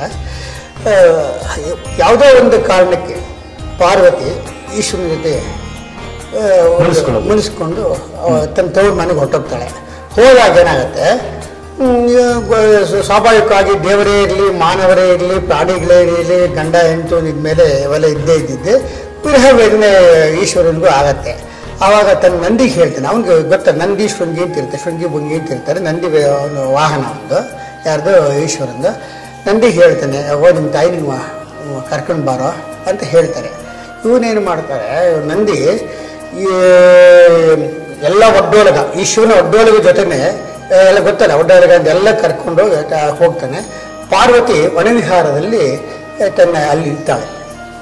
ಅವಾಗ ಏನಾಗ್ಬಿಡುತ್ತೆ, ಈಶ್ವರನಿಗೆ ಪಾರ್ವತಿಗೆ ಏನಾಗ್ಬಿಡುತ್ತೆ, ಓ ಈಶ್ವರನೇ ಬಂದ್ಬಿಟ್ನೇನೋ ಅಂತ ಸ್ವಲ್ಪ ಮನೋವಿಕಲ್ಪ ಆಗುತ್ತೆ. ಅವೆಲ್ಲ ಒಂದು ಇದಕ್ಕೆ ಮಾಡಿರೋದು ಇದೆಲ್ಲ ಅವ್ರಿಗೂ ಗೊತ್ತಿರುತ್ತೆ. ಒಂದು ಕಥೆ ಒಂದು ಆಗಬೇಕು, ಒಂದು ಇದಾಗ ಗೊತ್ತಾಗ ಅವು ಏನಾಗುತ್ತೆ, ಸಡನ್ನಾಗಿ ಏನು ಮಾಡ್ತಾಳೆ, ಅವು ಏನು ಶಾಪ ಕೊಟ್ಬಿಡ್ತಾಳೆ, ಇವತ್ತಿಂದ ನೀನು ನಂದಿ ಮುಖ ಬಂದುಬಿಡ್ಲಿ, ಅಂದರೆ ಹಸುವಿನ ರೂಪ ಬಂದುಬಿಡ್ಲಿ, ಬಸವನ ರೂಪ ಬಂದುಬಿಡ್ಲಿ ಅಂತ ಇವನು ಘೋಡಾಡ್ಬಿಡ್ತಾನೆ. ಯಾರೋ ನಂದಿ ಈಶ್ವರನ ಹತ್ರ ಬಂದು ಘೋಡಾಡ್ಬಿಡ್ತಾನೆ. ಏನು ಈ ಥರ ತಾಯಿ ಈ ಥರ ಶಾಪ ಕೊಟ್ಬಿಟ್ಟಿದ್ದಾಳೆ, ನಿನ್ನ ಮಾತು ಕಟ್ಕೊಂಡು ಹೋಗಿದ್ದಕ್ಕೆ ಹಾಗೆ ಹೇಗೆ ಅಂತ ಹೇಳಿದಾಗ, ಇಲ್ಲ ಇದು ಪ್ರಕೃತಿ ನಿಯಮ, ಇದು ಆಗಬೇಕಾಗಿತ್ತು, ಒಂದು ಕಥೆ ಸೃಷ್ಟಿ ಆಗಬೇಕಾಗಿತ್ತು. ನೀವು ಒಂದು ಕೆಲಸ ಮಾಡು, ನೀನು ಈ ಕೂಷ್ಮಾಂಡ ಪರ್ವತ ಅಂತ ಇದು ಜಾಗ, ಇದು ಈ ಜಾಗ ನಂದಿ ಬೆಟ್ಟಕ್ಕೆ ಮೊದಲು ಕೂಷ್ಮಾಂಡ ಪರ್ವತ ಅಂತ ಕೂಷ್ಮಾಂಡಗಿರಿ ಅಂತ ಇತ್ತು. ಕೂಷ್ಮಾಂಡ ಋಷಿಗಳು ಮತ್ತು ಕ್ಷೌರಿಕ ಋಷಿಗಳು ಜಾಗ ಮಾಡಿದಂಥ ತಪಸ್ಸು ಮಾಡಿದಂಥ ಜಾಗ ಇದು, ಅದಕ್ಕೆ ಕೂಷ್ಮಾಂಡ ಪರ್ವತ ಅಂತ ಹೇಳ್ತಾರೆ. ಆಮೇಲೆ ಏನಾಗುತ್ತೆ, ನೀನು ಒಂದು ಕೆಲಸ ಮಾಡು, ನೀನು ಕೂಷ್ಮಾಂಡ ಪರ್ವತದ ತಪ್ಪಲಲ್ಲಿ ನೀನು ನನ್ನ ಕುರಿತು ಧ್ಯಾನಾಸಕ್ತನಾಗು, ಎಲ್ಲ ಒಳ್ಳೇದಾಗತ್ತೆ ನಿನಗೆ ಅಂತ ಹೇಳ್ತಾರೆ. ಅದಕ್ಕೆ ಇಲ್ಲಿ ಕೆಳಗಡೆ ಕಣಿವೆ ಬಸವಣ ಅಂತ ಹೇಳಿದ್ನಲ್ಲ, ಅದು ನೋಡ್ಕೊಂಬಂದು ಅದಕ್ಕೆ ಹೇಳಿದೆ. ಅವನೇನು ಮಾಡಲಿಲ್ಲ, ನಾನು ನಿನ್ನ ಬಿಟ್ಟಿರೋಕ್ಕಾಗಲ್ಲ, ಇಷ್ಟು ದಿನ ಅಂತ ಇರಲಿ ಹಾಗೆ ಹೀಗೆ ಅಂತ ಹೇಳಿದಾಗ, ಇಲ್ಲ ನಾನು ನಿನ್ನ ಜೊತೆನೇ ಇರ್ತೀನಿ, ನಾನು ಈ ಕೂಷ್ಮಾಂಡ ಪರ್ವತದ ಮೇಲೆ ನಾನು ಧ್ಯಾನಾಸಕ್ತನಾಗಿರ್ತೀನಿ, ನೀನು ಆಡು. ಅದಕ್ಕೆ ಕಣಿವೆ ಬಸವಣ, ಕಲ್ಲು ಬಸವ ಅದು ಬೆಳೀತಾ ಇರುತ್ತೆ, ವರ್ಷ ಬೆಳೀತಾ ಇರುತ್ತೆ. ಮೇಲೆ ಗಡಾರಿ ಹೊಡೆದಿದ್ದಾರೆ ಬ್ರಿಟಿಷ್ ವ್ಯವಸ್ಥೆಯಲ್ಲಿ, ಈಗಾಗಲೇ ಕರಡ್ಕೊಂಡ್ಬಿಟ್ಟಿದೆ. ಇದು ಸ್ವಾಭಾವಿಕವಾಗಿ ಕಲ್ಲು ಬೆಳೆಯುತ್ತೆ. ಅದು ಆವಾಗ ಏನಾಗ್ಬಿಡುತ್ತೆ, ಇಲ್ಲ ನಾನು ಯೋಗ ಮಧ್ಯೆ, ಅದಕ್ಕೆ ಯೋಗ ನಂದಿ ಈಶ್ವರ ಅಂತ ಹೇಳ್ತಾರೆ. ಇಲ್ಲ ನಾನು ನಿನ್ನ ತಾಯಿನ ನಿನ್ನ ಬಿಟ್ಟಿರೋಕ್ಕೆ ನನ್ನ ಕೈಲಿ ಆಗೋದಿಲ್ಲ, ನಿನ್ನ ಲೀಲೆಗಳೆಲ್ಲ ನಾನು ನೋಡಬೇಕು ಮಾಡಬೇಕು, ಈ ಜೊತೆಲೇ ಇದ್ದವ್ರು ಇದನ್ನೆಲ್ಲ ನಾನು ತೆರಗಡೆ ಗ್ರಾಮದಲ್ಲಿ ನನ್ನ ಭೋಗ ಎಲ್ಲ ಅಲ್ಲಿರುತ್ತೆ. ಇದು ಯೋಗ ನಾನು ಯೋಗ ಮಧ್ಯೆ ತೆರಗಡೆ ಭೋಗದಲ್ಲಿ ನಾನು ಪ್ರತಿಯೊಂದು ಉತ್ಸವಗಳಿಂದಾಗೆಲ್ಲ ಜರುಗತ್ತಲ್ಲಿ, ಕಲ್ಯಾಣೋತ್ಸವದಿಂದ ಹೇಳಿದ್ರು ಪ್ರತಿಯೊಂದು ಉತ್ಸವಗಳು ಎಲ್ಲ ಅಲ್ಲಿ ಜರುಗತ್ತೆ. ಅಲ್ಲಿ ನಿನ್ನ ಲೀಲೆಗಳೆಲ್ಲ ಅಲ್ಲಿ ನೋಡ್ಬೋದು ಅಂತ ಹೇಳ್ತಾನೆ. ಅದು ಇಷ್ಟು ನಂದಿ ಬೆಟ್ಟಕ್ಕೆ ಬಂದಿದ್ದು ಕೂಷ್ಮಾಂಡಗಿರಿ ಹೋಗಿ ಆವಾಗ ನಂದಿ ತಪಸ್ಸು ಮಾಡಿದ ಜಾಗಕ್ಕೆ ನಂದಿಗಿರಿ ಅಂತ ಹೇಳ್ತಾರೆ. ಇನ್ನೊಂದು ಏನಾಗುತ್ತೆ, ಇಲ್ಲಿ ಆಕ್ಚುಲಿ ನಂದಿ ಬೆಟ್ಟ ಜೈನ್ ಇದ್ದಂಥ ಜಾಗ ಅಂತ ಹೇಳ್ತಾರೆ. ಬಟ್ ಜೈನರಲ್ಲಿ ಕುದುರೆಗಳಿಲ್ಲ, ಬಸದಿಗಳು ಅವು ಏನಿಲ್ಲ ಇಲ್ಲ, ಅದಕ್ಕೆ ನಂದಗಿರಿ ಅಂತ ಆಯಿತು. ನಂದರು ಆಳಿದಂಥ ಜಾಗ ಅಂತ. ಅದು ಆಕ್ಚುಲಿ ನಂದಿಗಿರಿನೇ ಬೆಸ್ಟ್ ಇದು. ಇದಾದ್ಮೇಲೆ ಏನಾಗುತ್ತೆ, ನಂದಿ ಹೋಗ್ಬಿಟ್ಟು ಕೂಷ್ಮಾಂಡಗೆ ನಂದಿಗಿರಿ ಆಯಿತು. ಆಮೇಲೆ ಇಲ್ಲಿ ಟೂರಿಸ್ಟ್ ಸೆಂಟರ್ ಆಯ್ತಲ್ಲ, ಆನಂದಗಿರಿ ಅಂತ ಮಾಡಿದ್ರು. ಇದು ಸ್ವಾಭಾವಿಕವಾಗಿ ಬಂದಂಥ ಜಾಗ ಇದು. ಇದು ನಂದಿ ಬೆಟ್ಟ ಹೇಗೆ ಅಂತಂದರೆ ಪಂಚಗಿರಿಗಳಿಂದ ಕೂಡಿದ್ದು, ಪಂಚನದಿಗಳಿಂದ ಕೂಡಿದ್ದು. ಇದು ಕೂಷ್ಮಾಂಡಗಿರಿ, ಅವ್ರು ಬಂದು ಹೋದ್ಮೇಲೆ ನಂದಿಗಿರಿ ಆಯಿತು. ಆಮೇಲೆ ಪಕ್ಕದಲ್ಲಿ ಚನ್ನಗಿರಿ ಅಂತಿದೆ, ಈ ಕಡೆ ಸ್ಕಂದಗಿರಿ ಅಂತಿದೆ. ಆಮೇಲೆ ಇದೆ ಬ್ರಹ್ಮಗಿರಿ, ಚನ್ನಗಿರಿ, ದಿವ್ಯಗಿರಿ ಅಂತ ಒಂಥರ, ಅದು ದಿವ್ಯಗಿರಿ ಅಂತ ಒಂದಿದೆ. ಈ ಥರ ಒಟ್ಟು 5 ಬ್ರಹ್ಮಗಿರಿ ಅಂತ, ಒಟ್ಟು 5 ಗಿರಿಗಳು, ನದಿಗಳು ಪಾಲಾರು, ಪೆನ್ನಾರು, ಅಂದರೆ ಅರ್ಕಾವತಿ ಈ ಕಡೆ ರಾಮನಗರ ಕಡೆಯಿಂದ ಹೋಗುತ್ತೆ, ಸಮುದ್ರಕ್ಕೆ ಸೇರುತ್ತೆ. ಪಾಲಾರು ಈ ಕಡೆ ಹೋಗುತ್ತೆ. ಅಂದರೆ ದಕ್ಷಿಣ ಪಿನಾಕಿನಿ ಇದು. ಇಲ್ಲಿ ಪಾಪಾಗ್ನಿ, ಬೀಸಾಗ್ನಿ, ಚಿತ್ರಾವತಿ ನದಿ, ಅದು ಈ ಕಡೆ ಉತ್ತರ ಪಿನಾಕಿನಿ ಅಂತ ಹೇಳ್ತಾರೆ. ಅದು ಒಟ್ಟು 5 ನದಿಗಳು, 5 ಇದು ಇಷ್ಟ ಆಯಿತು. ಈ ದೇವಸ್ಥಾನ ಕಟ್ಟಿದ್ದು ಯಾರು ಅಂತಂದರೆ 11ನೇ ಶತಮಾನದಲ್ಲಿ ಚೋಳರು ಹೇಗೆ ಅಂತಂದರೆ, ಎಲ್ಲೇ ಹೋಗಿ ಅವರು ಇಂಥ ಪರ್ವತದಿಂದ ಆಯ್ಕೆ ಮಾಡ್ಕೊಳ್ತಾರೆ, ಎಲ್ಲೇ ಹೋಗ್ಬಿಟ್ಟು ಒಂದು ವಿಷ್ಣು ದೇವಸ್ಥಾನ, ಶಿವ ದೇವಸ್ಥಾನ ಕಟ್ಬಿಡ್ತಾರೆ. ಹರಿಹರ ಭೇದ ಇಲ್ಲ ಅವರಿಗೆ, ಆ ಥರ ಚೋಳರು. ಇದರಲ್ಲಿ ರಾಜರಾಜ ಚೋಳ ಏನು ಮಾಡ್ತಾನೆ, ಇಲ್ಲಿ ಬಂದು ಆಯ್ಕೆ ಮಾಡ್ಕೊಳ್ತಾನೆ. ಬಂದು ಈ ದೇವಸ್ಥಾನ ಕಟ್ಟಿ ನೋಡಿ, ಒಂದೊಂದು ಕಂಬಗಳು ಹೇಗಿದೆ, ನಂದಿ ಬೆಟ್ಟದಲ್ಲಿ ಹೇಗೆ ಕಲ್ಲುಗಳು ತರಬೇಕು, ಯಾವ ಥರ ತಂದಿರಬೇಕು. ಇದು ಒಂದು ಸ್ಪೆಷಾಲಿಟಿ ಏನು ಅಂತಂದರೆ, ಎಲ್ಲ ಬಂಡೆ ಮೇಲೆ ಬಂಡೆ ಕೂಡಿಸ್ಕೊಂಡು ಹೋಗಿರುತ್ತೆ. ಒಂದು ಕಡೆ ಒಂಚೂರು ಗಾಡೆ ಮಾಡಿಲ್ಲ ಅವರು, ಎಲ್ಲನೂ ಈ ಮಾಡಿದ್ದಾರೆ, ಕಲ್ ಮೇಲೆ ಕಲ್ ಕೂಡಿಸ್ಕೊಂಡಿದ್ದಾರೆ. ಹೀಗೆ ಇಲ್ಲಿ ಫಸ್ಟು ಗರ್ಭಗುಡಿ ಇತ್ತು, ಗರ್ಭಗುಡಿ ಋಷಿಗಳ ಕಾಲದಲ್ಲಾಗಿದ್ದು. ನಂತರ ಚೋಳರ ಕಾಲದಲ್ಲಿ ಈ ಶುಕನಾಸಿಕ ಆಯಿತು. ಇವರು ವಿಜಯನಗರ ಸಾಮ್ರಾಜ್ಯ ಕಾಲದಲ್ಲಿ ವಿಜಯನಗರ ಶೈಲಿ ಇದೆ. ನಂತರ ಇವರು ಬಂದರು, ಗಂಗರಿಗೆ ಬಂದರು, ಹೀಗೆ ಮಾಡಿದ್ರು. ಈ ಬಾಗಿಲು ಕೆಲಸ ಇದೆಯಲ್ಲ, ಈ ಬಾಗಿಲು ಕೆಲಸ ಪಂಚಲೋಹದಲ್ಲಿ ಮಾಡಿ, ಇಡೀ ಪ್ರಪಂಚದಲ್ಲೇ ಎಲ್ಲೂ ಇಲ್ಲ ಈ ಥರ. ಯಾಕೆ ಅಂತೇಳಿ, ಒನ್ ಥಿಂಗ್ ಏನು ಅಂದರೆ, ಒಂದು ಪಂಚಲೋಹ ಇದು. ಇನ್ನೊಂದು ನೋಡಿ, ಇದು ಕಾರು ಮಾಡಿರೋದು, ಕೆರಕ ಹೊಡೆದಿರೋದಲ್ಲ ಇದು. ನೋಡಿ ಬೇಕಾದ್ರೆ ಊದ್ಗಡ್ಡೆ ಹಾಕಿ ನೋಡಿ ಬೇಕಾದ್ರೆ ತೂತ್ ಕಾಣುತ್ತೆ ಇಲ್ಲಿ ಸರ್. ಇದು ಪಂಚಲೋಹದಲ್ಲಿ ಮಾಡಿರೋದು ಸಾಲಿಡ್. ಒಂದು ಕಡೆ ಒಂದು 3 ಇಂಚ್ ಇದೆ, 4 ಇಂಚ್ ಇದೆ, 6 ಹೀಗೆ ಮಾಡಿ ಎಲ್ಲ ಕೂಡಿಸ್ಕೊಂಡು ಹೋಗಿದ್ದಾರೆ ನೋಡಿ.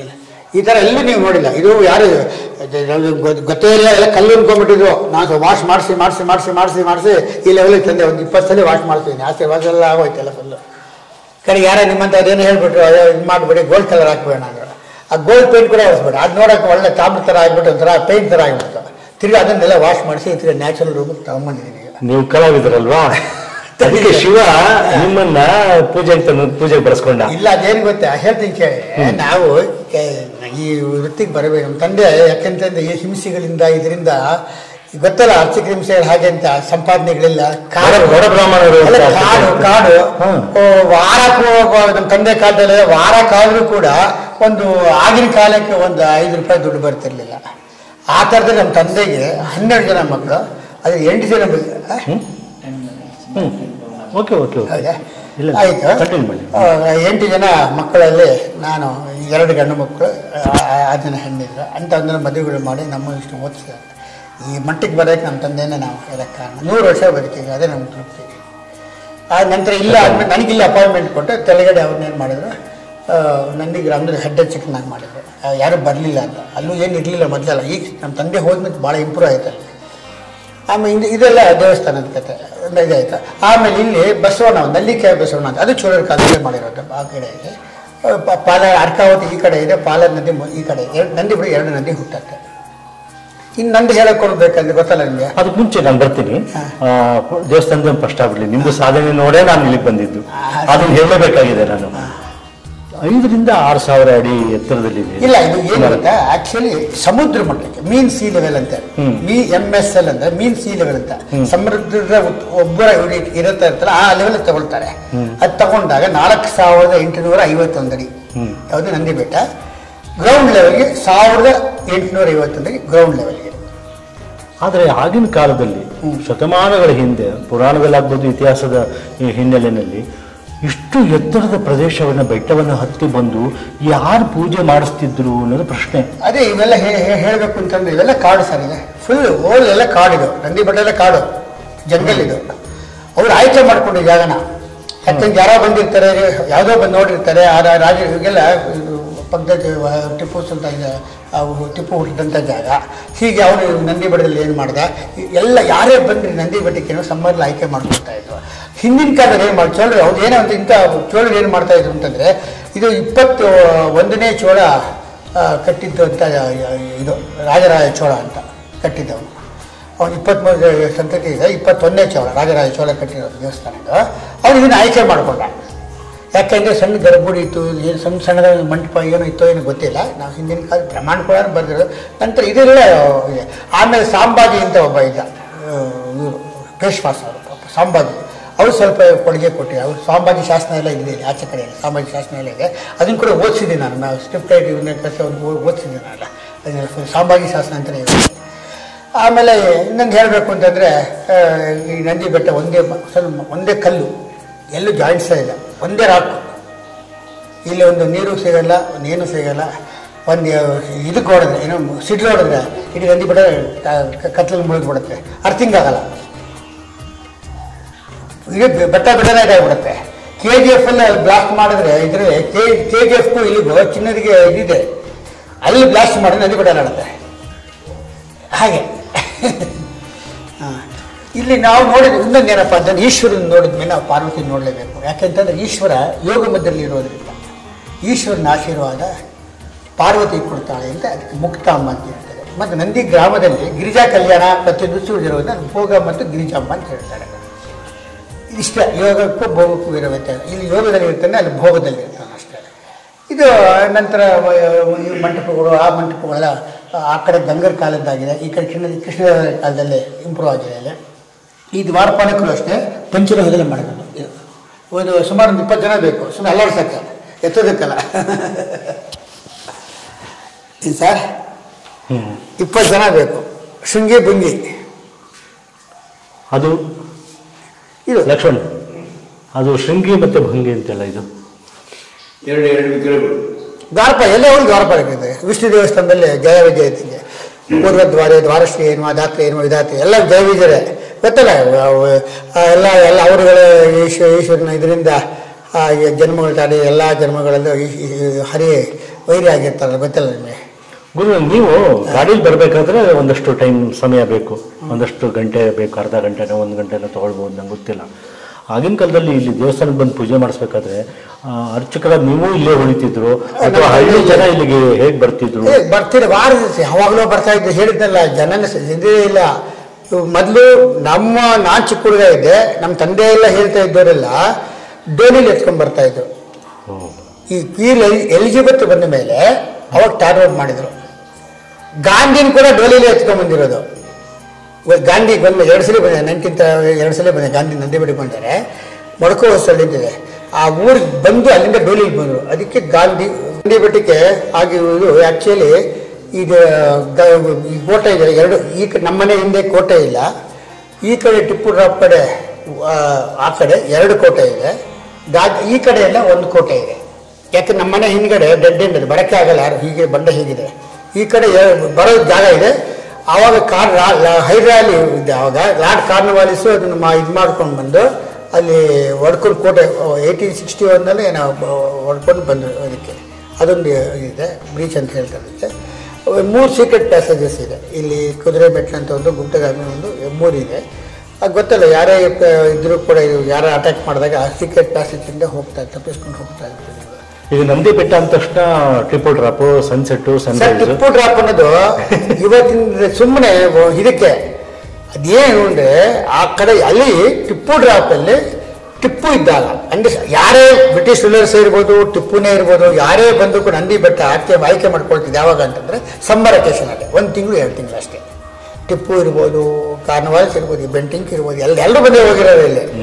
ಸರ್ಮಾರ್ ಕಬ್ಬನ್ 1834 ಇಸ್ವಿನಲ್ಲಿ ಕರ್ನಾಟಕ ಕಮಿಷನರ್ ಆಗಿದ್ದಾಗ ನಂದಿ ಬೆಟ್ಟಕ್ಕೆ ಬಂದ. ಅದಕ್ಕೆ ಕಬ್ಬನ್ ಹೌಸ್ ಅಂತ ಮಾಡಿದ್ರು. ಅವನ ಪರ್ಸನಲ್ ಸೆಕ್ರೆಟರಿ ಕನಿಂಗ್ಹ್ಯಾಮ್ ಅಂತ. ಕನಿಂಗ್ಹ್ಯಾಮ್ ಬಂದ ಅವನ ಪರ್ಸನಲ್ ಸೆಕ್ರೆಟರಿ, ಅವನು ಗಾಂಧಿ ನಿಧಿ ಅಂತ ಇದೆಯಲ್ಲ, ಕನಿಂಗ್ಹ್ಯಾಮ್ ಬಂಗ್ಲು ಅಂತ. ಅವನೇನು ಮಾಡ್ದ, 3 ಓಕ್ ಟ್ರೀಸ್ ಹಾಕಿದ. ಆ ಓಕ್ ಟ್ರೀಸ್ ಹಾಕಿ ಈಗಲೂ ಇದೆ. ಓಕ್ ಟ್ರೀಸ್ ಹಾಕಿದ್ರೆ ಓಕ್ ಲ್ಯಾಂಡ್ ಅಂತ ಮಾಡಿದ್ರು ಅದಕ್ಕೆ. ಇದಕ್ಕೆ ಅವನ ತೋಟ ನೋಡ್ಕೊಂಡು ಕಪ್ಪೇಜ್ ಅಂತ, ಕಪ್ಪೇಜ್ ಆರ್ಚರ್ ಅಂತ ತೋಟ ಇದೆ, ಆರ್ಚರ್ ತೋಟ ಇದೆ. ಸ್ಯಾಂಕಿಂದ ಕುದುರೆ ಲಾಯಲ್ಲ ಇಟ್ಟು ಅವನು ಸ್ಯಾಂಕ್ ಕುದುರೆ ನೋಡ್ಕೊಳ್ತಾ ಇದ್ದಾನೆ. ಹೀಗೆ ಒಬ್ಬೊಬ್ಬರು ಒಂದೊಂದು ಬಂಗ್ಲೆ ಕಟ್ಟಿದ್ದಾರೆ, ನಂದಿ ಬಂಗ್ಲೆ ಕಟ್ಟಿದ್ದಾರೆ. ಅಂದರೆ ಬಯಲಾದ ಬಂಗ್ಲೆಗಳು. ಈ ಸಾರ್ಕ್ ಆದಮೇಲೆ ಏನು ಮಾಡಿದ್ರು, ಯಾವುದು ಬ್ರಿಟಿಷ್ ಹೆಸರುಗಳೇ ಇರಬಾರ್ದು ಅಂದ್ಬಿಟ್ಟು ಏನು ಮಾಡಿಬಿಟ್ರು, ಕಬ್ಬನ್ ತೆಗೆದು ಹಾಕ್ಬಿಟ್ಟು ನೆಹರು ಹೌಸ್ ಅಂತ ಇಟ್ಬಿಟ್ರು. ಗಾಂಧಿ ಬಂದು ಹೋದ್ಮೇಲೆ ಕನಿಂಗ್ಹ್ಯಾಮ್ ಬಂಗ್ಲೆ ಹೋಗ್ಬಿಟ್ಟು ಗ್ಲೆಂಟಿಂಟ್ ಇದು ಬಿಟ್ರು. ಇಲ್ಲಿ ಗ್ಲೆಂಟಿಂಟ್ ಅಂತ ಅವನು ಕುಕ್ಕಿದ್ದ ಒಬ್ಬ, ಇಲ್ಲಿ ಗ್ಲೆಂಟಿಲ್ಟ್ ಅಂತ ಒಂದು ಬಂಗ್ಲೆ, ಅದು ಬಿದ್ದೋಗಿದೆ. ಹೀಗೆ ಇದು ಮಾಡಿದ್ರು. ಈಗ ಶಿವನ ಬಂಗ್ಲೆಯಲ್ಲಿ ಇದ್ದೀವಿ, ಶಿವ ಏನೇನು ಪೂಜೆಗಳನ್ನ ಮಾಡಿಸ್ಕೊಳ್ತಾನೆ ಸರ್? ಇಲ್ಲಿ ಯಾವ ಒಂದು ಏನು ಅಂತಂದರೆ, ಇಲ್ಲಿ ಯಾವ ಪೂಜೆ ಅಭಿಷೇಕ ಬಿಟ್ಟು ಯಾವುದೇ ಆಗಲ್ಲ. ಮ್ಯಾಕ್ಸಿಮಮ್ ಒಂದು ಶತರುದ್ರಿ ಅಭಿಷೇಕ, ಅರ್ಚನೆಗಳು ಅಷ್ಟೇ. ಯಾಕೆಂತಂದರೆ ಇಲ್ಲಿ ಯಾವ ಉತ್ಸವಗಳು ಇರೋಲ್ಲ. ಈಶ್ವರ ಇರೋದ್ರಿಂದ, ಇಲ್ಲಿ ಯೋಗದಲ್ಲಿ ಇರೋದ್ರಿಂದ ಒಂದು ಡಿಸ್ಟರ್ಬ್ ಒಂದು ಇವನ್ ನಾವು ಇದಕ್ಕೂ ಮಾಡಬಾರ್ದು. ಒಂದು ವಾಲ್ಗ ಕೂಡ ಮಾಡಿಸಲ್ಲ, ಇಲ್ಲಿ ಮದುವೆ ಕೂಡ ಮಾಡಲ್ಲ. ಯಾಕೆ ವಾರಗಳು ಓದ್ತಾರೆ ಅಂತ ಗಂಟೆ ರಾಳೆ ಬಿಟ್ಟು ಏನಿಲ್ಲ, ಗಂಟೆ ಮಾಡಲೇಬೇಕಲ್ಲ. ಆಗ ಮಾರ್ತಂತ ದೇವಾನಾಂ ಗಮನಾರ್ಥಂತ ರಾಕ್ಷಸಾಂ ಕುರುವೇ ಗಂಟಾರೋಂ ತತ್ರ ದೇವತಾ ವಾನಂತ ಆಹ್ವಾನ ಅಂತ. ಅಂದರೆ ಗಂಟೆ ಯಾಕೆ ಹೊಡಿತಾರೆ ಅಂತಂದರೆ, ಗಂಟೆ ಹೊಡೆಯೋದು ಈ ದುಷ್ಟಶಕ್ತಿಗಳನ್ನ ಕಳಿಸೋದು. ಆಗಮಾರ್ಥಂತ ದೇವಾನ, ಈಶ್ವರನ ಬರಮಾಡಿಕೊಂಡು ಗಮನಾರ್ಥಂತ ರಾಕ್ಷಸ ದೇವೀಸ್ ಎಲ್ಲ ಪವನ್ನ ಆಚೆ ಕಡೆ ಕಳೆದು ಕುರುವೇ ಗಂಟೆ ಆಡುವಂಥದ್ದು ದೇವರನ್ನ ಆಹ್ವಾನ ಮಾಡೋದಕ್ಕೋಸ್ಕರ ಗಂಟೆ ಹೊಡಿತಾರೆ. ಅದು ಒಂದು ಬಿಟ್ಟು ನಾವೇನು ಮಾಡೋ ಹಾಗಿಲ್ಲ. ಇಲ್ಲಿ ಯೋಗಾನಂದೀಶ್ವರ ಮತ್ತು ಭೋಗನಂದೀಶ್ವರ ಮಹಿಮೆಗಳು ಇಷ್ಟಿದೆ. ಅಲ್ಲಿ ನಂದಿ ಗ್ರಾಮದ ಚೋಳ ವಿಗ್ರಹ ಇದೆ, ನೋಡಿಲ್ಲ ನೀವು? ತುಂಬ ಅಂದರೆ ಅದು 8ನೇ ಶತಮಾನದಲ್ಲಿ ಕಟ್ಟಿದ್ರು ಅಂತ ಹೇಳ್ತಾರೆ. ಬಟ್ ಅದಕ್ಕಿಂತ ಹಳೇದಿದು ಋಷಿಗಳ ಕಾಲದ್ದು ದೇವಸ್ಥಾನ. ಇದು 11ನೇ ಶತಮಾನದಲ್ಲಿ ಕಟ್ಟಿದ್ರು. ಅಲ್ಲಿ ಬಾಣಾಸುರ ಮತ್ತು ರತ್ನಾವಳಿ ಅವರ ಕಾಲದಲ್ಲಿ ನಂದಿ ಇಲ್ಲಿ ಕಲ್ಲಿನ ಕೃಷ್ಣದೇವರ ಅವ್ರಿಗೆ ಕಟ್ಟಿದ್ದು. ಬಾಣಾಸುರ ಮತ್ತು ರತ್ನಾವಳಿ ಅವರ ರಾಜರ ಕಾಲದಲ್ಲಿ ಕಟ್ಟಿದ್ದು 8ನೇ ಶತಮಾನದಲ್ಲಿ. ವಿಜಯನಗರ ಕಾಲದಲ್ಲಿ ಇದು ಮಾಡಿದ್ದಾರೆ. ಒಂದು ಕಲ್ಲಿನ ಛತ್ರಿ ಇದೆ, ನೋಡಿದ್ರೆ ನೀವು ಕಲ್ಲಿನ ಛತ್ರಿಯಲ್ಲಿ ಒಂದೇ ಬೈದಲ್ಲಿ ಇದು ಮಾಡೋದು ತುಂಬ ಚೆನ್ನಾಗಿದೆ. ಈಗ ಇಲ್ಲಿ ನಂದಿ ಬೆಟ್ಟಕ್ಕೆ ಬಂದರೆ 2 ದೇವಸ್ಥಾನಗಳಿಗೆ ಹೋಗ್ಬೇಕಾ ಹೇಗೆ? ಏನಿಲ್ಲ, ಏನು ಅವರವ್ರ ಇಷ್ಟ. ಇದಕ್ಕೆ ಮನೆ ದೇವ್ರು ಇದೆ, ಅವರು ಅದಕ್ಕೆ ಮನೆ ಇದೆ. ಈಶ್ವರನ ಎಲ್ಲ ಕಡೆ ಇದೆ. ಮನೇಲಿ ಅಲ್ಲಿ ಹೋದ್ರು ಒಂದೇ, ಶ್ರೀಶೈಲಕ್ಕೆ ಹೋದ್ರೆ ನಂದಿ ಬೆಟ್ಟಕ್ಕೆ ಈಶ್ವರನೇ. ಬಟ್ ಮನೆ ದೇವ್ರನ್ನ ನಮ್ಮ ಮನೆ ಇಲ್ಲಿ ವೆಂಕಟೇಶ್ವರ ಸ್ವಾಮಿ ಇಲ್ಲಿದ್ರು ಕೂಡ ನಾವು ತಿರುಪತಿಗೆ ಏನಕ್ಕೆ ಹೋಗ್ತೀವಿ, ಮನೆ ದೇವ್ರನ್ನ ಹೋಗ್ತೀವಿ ಅಷ್ಟೇ. ಈಶ್ವರ ಒಬ್ಬನೇ ಎಲ್ಲ ಕಡೆನೂ. ಆ ಈಶ್ವರ ಒಬ್ಬನೇ ಆದ್ರೂ ಕೋಟಿ ಇಲ್ಲಿ ಬರೋರೆಲ್ಲ ಏನಾಗಿದೆ ಗೊತ್ತಾ, ಮೊದಲು ಇಲ್ಲಿ ಯೋಗ ಇದರಿಂದ ಇಲ್ಲಿ ಬರೋರೆಲ್ಲ ಭೋಗದಲ್ಲ ಬರ್ತಾರೆ. ಇಲ್ಲಿ ಬರೋರು ಬರೋದು 100ಕ್ಕೆ 10 ಜನ ದೇವಸ್ಥಾನಕ್ಕೆ ಬರೋಲ್ಲ, ಅಲ್ಲಿ ಏನಕ್ಕೆ ಬಂದಿರ್ತಾರೆ. ನಂದು ಇಲ್ಲಿ ಯೋಗ ಭೋಗ ಅಂದರೆ ಅಲ್ಲಿ ದೇವಸ್ಥಾನ ಏನು ಜನ ಹೋಗ್ತಾರೆ ಅಲ್ಲಿ, ಅದಕ್ಕೆ ಉಲ್ಟಾ ಆಗ್ಬಿಡೋದು, ಭೋಗ ಯೋಗ ಉಲ್ಟಾ ಆಯ್ತು. ಕಲಿಗಾಲದ ಮಹಿಮೆ ಅದು ಸೊ ಯೋಗಾನಂದೀಶ್ವರ ಎಲ್ಲರಿಗೂ ಒಳ್ಳೇದು ಮಾಡಲಿ. ನೀವೆಲ್ಲ ನಿರಂತರವಾಗಿ ಶಿವನ ಸಾನ್ನಿಧ್ಯದಲ್ಲಿದ್ದೀರಿ, ಎಲ್ಲ ಜನರಿಗೆ ಹಿತವನ್ನು ಬಯಸ್ತಿದ್ದೀನಿ. ಇನ್ನೊಂದು ಹೇಳಬೇಕು, ನಾನು ನಮ್ಮ ಯಾವ ಕಾಲದಲ್ಲಿ ಆಗಿತ್ತೋ ಏನೋ, ನನ್ನ ಪೀರಿಯಡಲ್ಲಿ 3 ಸಲ ಕುಂಭಾಭಿಷೇಕ ಮಾಡಿದೆ. 12 ವರ್ಷಕ್ಕೆ ಒಂದ್ಸಲಿ 3 ಸಲ ಮಾಡಿದೆ. ಅವಾಗೆಲ್ಲ ಇಂಪ್ರೂವ್ ಮಾಡಿಬಿಟ್ಟೆ, ಫುಲ್ ಎಲ್ಲ ಮಾಡಿಸ್ಬಿಟ್ಟೆ. ಮನೆ ಮಹಾದ್ವಾರ ಎಲ್ಲ ವಾಶ್ ಮಾಡಿಸಿ ನೋಡಿ, ಆಶೀರ್ವಾದ. ಇವಾಗ ನಂಗೆ ಮನಸ್ಸು ಕೊರಿತಾ ಇತ್ತು, ಯಾವುದೋ ಕಾಲದಲ್ಲಿ ಸುಣ್ಣ ಬೆಳೆದ್ಬಿಟ್ಟಿದ್ರು. ಇಡೀ ದೇವಸ್ಥಾನ ಎಲ್ಲ ಸುಣ್ಣ ತೆಗೆಸ್ಬಿಟ್ಟು ಕ್ಲೀನಾಗಿ ವಾಶ್ ಮಾಡಿಸಿದ್ದೀನಿ. ಮೊನ್ನೆ ಮಹಾದ್ವಾರ ಎಲ್ಲ ಮಾಡಿಸಿದೆ, ಸುಮಾರು 1.5 ಲಕ್ಷ ರೂಪಾಯಿ ಖರ್ಚು ಮಾಡಿ ನಾನು ಸ್ವಂತ ಖರ್ಚಿಂದ ಎಲ್ಲ ಮಾಡಿದ್ದೀನಿ. ಫುಲ್ ಮಹಾದ್ವಾರ ಹೇಗಿದೆ ಅಂತ ಹೇಳ್ತಾರೆ. ನಾನು ಸುಮಾರು ವರ್ಷಗಳಿಂದ ಬಂದಿದ್ದೆ, ಅವಾಗೂ ಮತ್ತೆ ಇವಾಗ ನೋಡಿದ ತಕ್ಷಣ ತುಂಬಾ ಖುಷಿ ಆಗುತ್ತೆ. ಇದು ತಪ್ಪು ಮಾಡಿದ್ರೆ ಇವರು ಯಾರು ಭಕ್ತಾದಿಗಳು ಒತ್ತಡೋದಕ್ಕೆ ಮಾರ್ಬಲ್ ಹಾಕ್ಬಿಟ್ರು, ನ್ಯಾಚುರಲ್ ಕಲ್ಲಿದ್ರೆ ಚೆನ್ನ, ಅದು ಪ್ರೆಷರ್ ತಂದುಬಿಟ್ರು, ತಂದು ಹಾಕ್ಬಿಟ್ರು, ನಮ್ಮ ಇದು ಮಾಡಿ ದೌರ್ಜನ್ಯ ಮಾಡಿಬಿಟ್ರು. ಏನೋ ಮಾಡಿ ತೆಗಿಸ್ಬೇಕು ಅಂತ ಆಸೆ ನನಗೆ. ಈ ಮಾರ್ಬಲ್ ಶಿವ ನಡೆಸ್ಕೊಡ್ಲಿ, ನಿಮ್ಮ ಮನದ ಭಯಕ್ಕೆ ಈಡೇರಲಿ.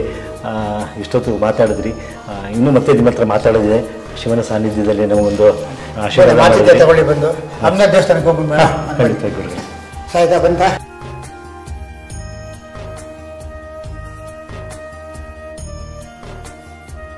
ಪಾರ್ವತಿ ಮಾತಾ ಚ ಪಾರ್ವತಿ ದೇವಿ ಪಿತಾ ದೇವೋ ಮಹೇಶ್ವರ. ಗಣೇಶರಿಗೆ ನಾನು ಈಶ್ವರನ ಮುಖಾಂತರ ಆಶೀರ್ವಾದ ಸಲ್ಲಿಸ್ತಿದ್ದೀನಿ. ನಿಮ್ಮ ನೆಲಮುಗ್ಗಿಲು ಯೂಟ್ಯೂಬ್ ವಾಹಿನಿಗೆ ಎಲ್ಲ ತೆಗೆದುಕೊಳ್ಳೋದಕ್ಕೆ ಧನ್ಯವಾದಗಳನ್ನು